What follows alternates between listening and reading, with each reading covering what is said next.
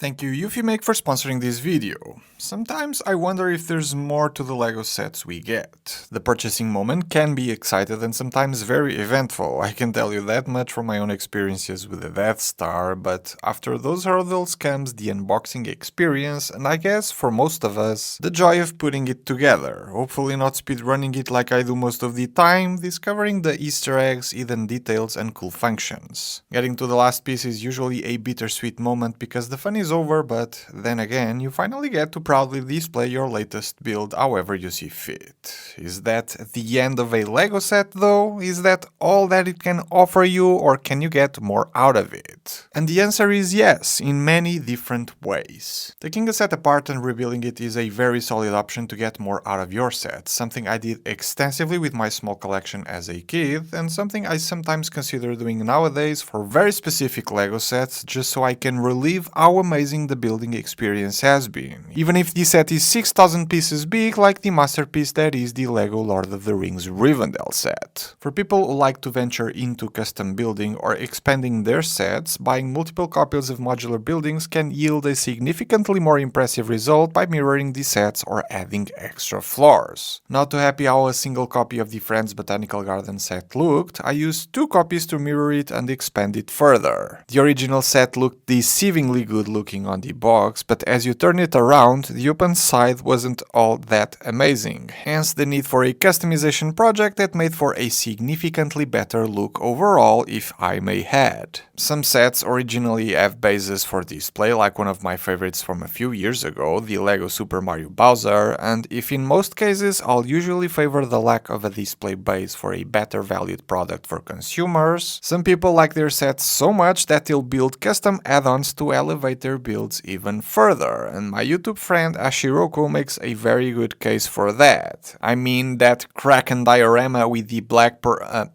Captain Jack Sparrow's pirate ship looks so much nicer than just the set by itself, and the same can be said about the Sarlacc pit diorama for the Star Wars Jabba's Sail Barge set, or his brilliant take on the Speed Champions DeLorean Back to the Future time machine display with all 4 versions of the car and their respective years, just to mention some of my favorites of his. Totally worth checking his channel out. Now, if you want to take some of your LEGO sets or builds to the next level, the easiest way would be, and I'm sure a majority of the LEGO fandom would agree with this, removing stickers altogether and just having printed pieces all day long, right? I personally don't mind a few stickers here and there, and from a production cost perspective, I can get behind of why LEGO does it. That's why the LEGO Death Star, for instance, did the wall paneling details with prints, because there's so many of them being used in a single set, production cost-wise it is justifiable to do so, whereas details that are only used once are oftentimes a sticker, which can cause situations that aren't as pleasant as that, like, once again, the Death Star that heavily relied on huge amount of stickers for details. LEGO stickers also have issues every now and then where color coordination isn't perfect and there's a mismatch between the shade on the sticker and the piece it's been used underneath. So yeah, full prints on sets are the dream, and while some themes can do it consistently, others not so much for some reason. And that's where the sponsor of this video, Eufymake, comes in. The Eufymake UV printer is a special kind of DIY machine that takes an object of any kind of material and prints on top of it using an UV light that cures UV inks as they're printed on the object surfaces, which makes for durable and high quality end results. This isn't my first rodeo with the brand, and in the last video I've been able to print on iPhone silicone cases, ceramic magnets, or using the included larger printed bed to print on a wooden panel. But of course, printing on LEGO bricks is a walk in the park, and the process is usually very straightforward. You place your bricks in the print bed, snapshot them in the app, place and resize your graphics to match your pieces, and you're good to go. It is that easy. My big project back then with the printer was to make my very own set of Mighty Morphin Power Ranger minifigures, which I still proudly keep around until the new LEGO Megazord shows up. For this video in particular, however, I'm upgrading my Obi-Wan's Jedi Starfighter Star Wars set and a custom Optimus Prime model I keep around from my days of doing LEGO tutorials. Do you remember those days?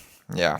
Time flies. On Obi-Wan Starfighter, the mismatch of white sticker and the pieces underneath is quite noticeable here in the front, and in the source material these lime green details are in fact a bit more olive green, so the goal here is to color swap those. This little sticker detail in the back should have the dark red go all the way to the dark red pieces. This gap between stickers here on the sides is a bit lackluster, and this curved piece should make for a good test on curved surfaces. The wings have black highlights that the Eufy Make will be able to handle very easily, and I can see a lot more places where small printed details could make a difference. With that said, I spent a bit of time designing the graphics for all the parts I just mentioned and made a few printing runs with the Eufy Make until I got all of my custom prints ready to be incorporated onto my Starfighter, and after everything is placed down, take a look at this thing. How cool is this, right? It's kinda losing the playset vibes and starting to enter a bit of a detailed model kit look, which I'm loving.